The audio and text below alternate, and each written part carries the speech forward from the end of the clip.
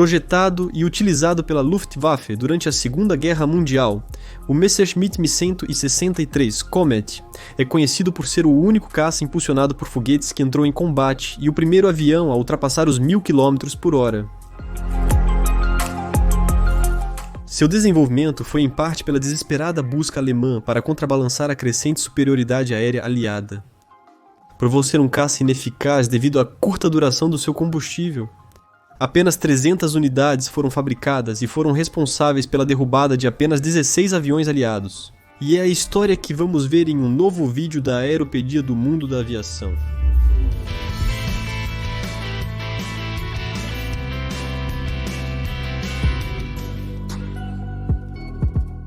O desenvolvimento desta aeronave começou em 1937, sob a direção do engenheiro aeronáutico Alexander Lippitt.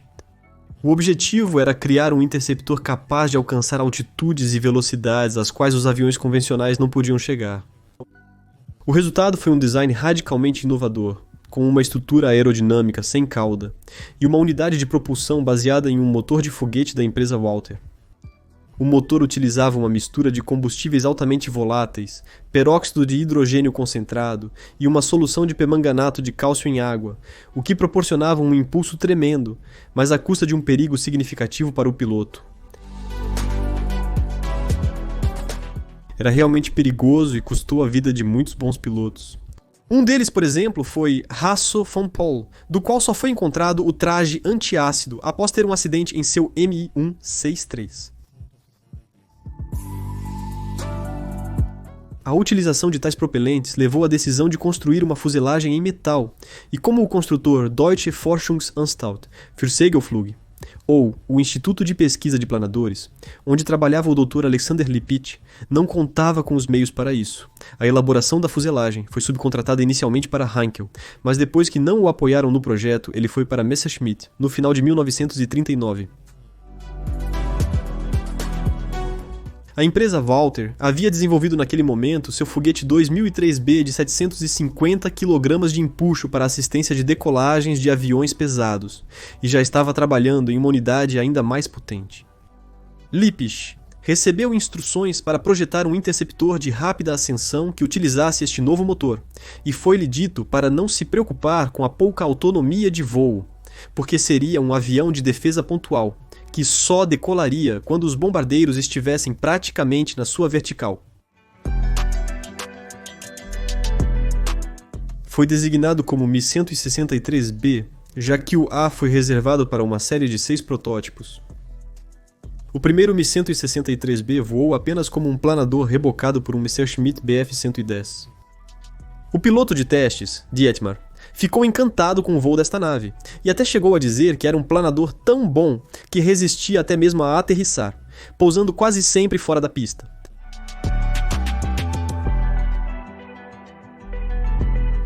O primeiro voo propulsado foi em 13 de agosto de 1941, onde Dietmar superou os 800 km/h.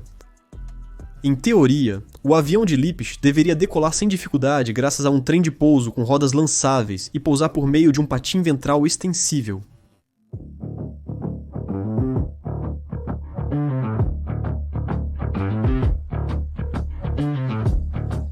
O Comet era capaz de alcançar velocidades superiores a 950 km/h e subir a uma altitude de 12.000 metros em apenas 3 minutos.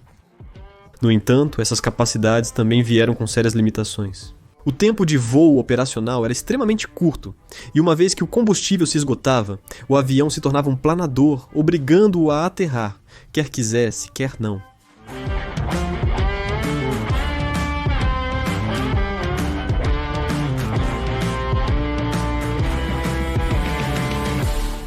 Tratava-se de um design de avião de asa média movido a foguete.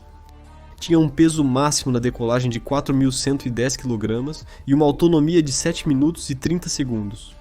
Sua velocidade máxima era de 960 km/h e dispunha de 2 canhões Mk108 de 30 mm.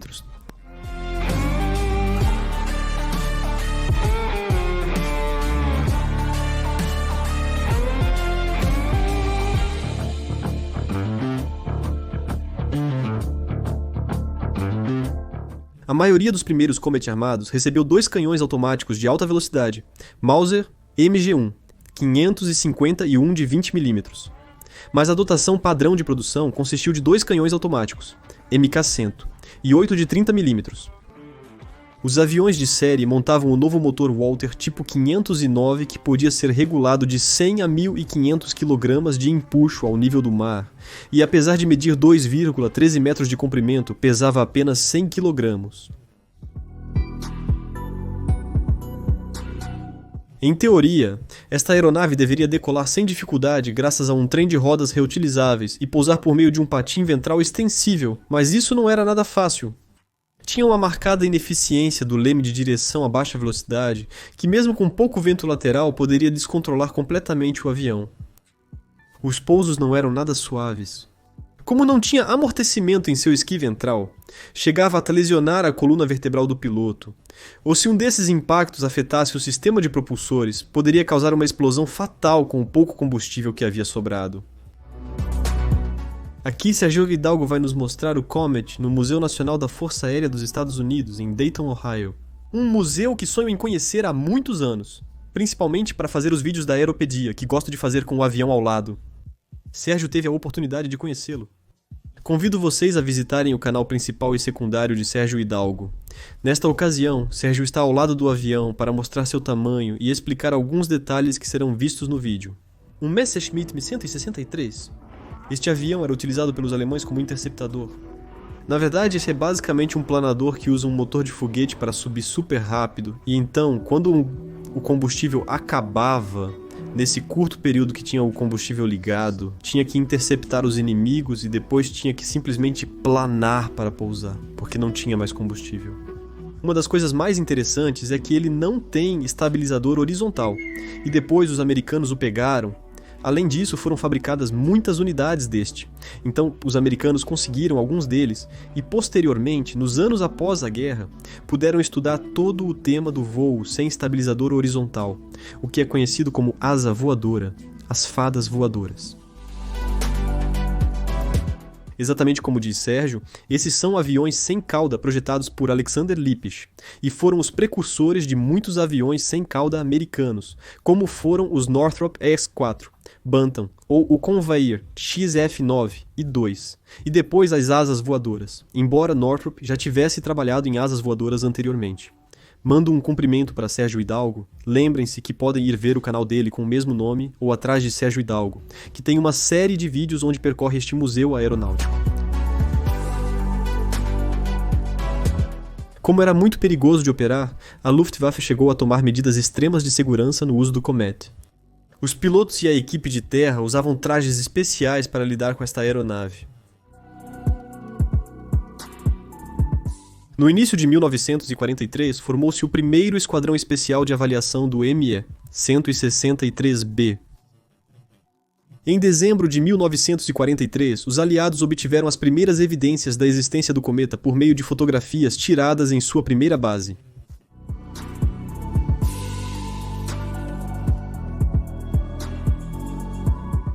A primeira base foi Brandis, perto de Leipzig, escolhida para proteger a que era a maior concentração de refinarias de petróleo na Alemanha. Mas na época, o programa de desenvolvimento foi atrasado novamente devido a uma incursão de bombardeio do tipo de avião que o Comet interceptaria. As fábricas da Messerschmitt foram gravemente danificadas durante um ataque realizado por aviões B-17 em agosto de 1943, onde a maioria do lote de pré-série foi destruída. O primeiro combate ocorreu em 28 de julho de 1944, no qual 6 Comets decolaram contra uma formação de 596 quadrimotores B-17 que se dirigiam às refinarias de Leuna-Messerburg. Os Mi-163 não conseguiram um único abate devido principalmente à sua excessiva velocidade de aproximação, e além disso, alguns deles se perderam durante os pousos. Depois houve mais incursões de bombardeiros B-17, onde conseguiram abates, mas com mais perdas de Comets.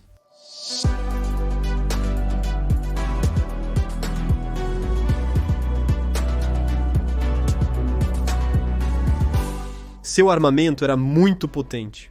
Os canhões Rheinmetall MK-108 de 30mm disparavam projéteis capazes de destruir um caça com apenas um impacto e causar graves danos a bombardeiros e até derrubá-los com 3 ou 4 impactos.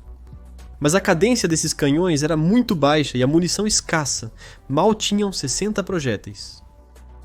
Quando o Mi-163 entrava em combate contra os bombardeiros, superava em quase 400 km por hora a velocidade destes, tendo apenas tempo para soltar uma pequena rajada e possivelmente devido à baixa cadência de tiro.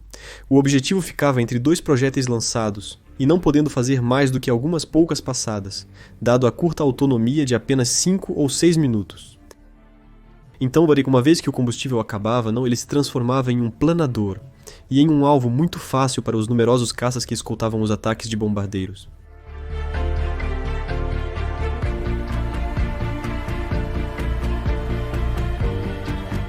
Para resolver a ineficiência desses encontros, foi idealizado o sistema SG-500 Jack Faust. Este consistia em 10 canhões curtos verticais de 50mm montados nas raízes das asas. Esta arma disparava automaticamente quando uma célula fotoelétrica recebia menor quantidade de luz ao passar o avião por baixo do objetivo.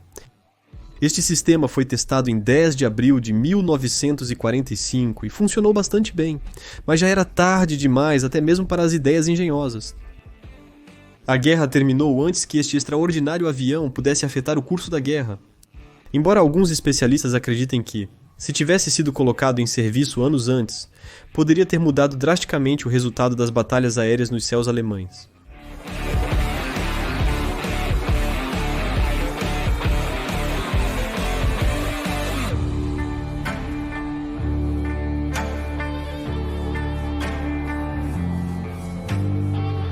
Uma nova entrega e muitos agradecimentos a todos que contribuem financeiramente para o canal, me ajudando a continuar produzindo este conteúdo. Até o próximo vídeo do Mundo da Aviação. Tchau!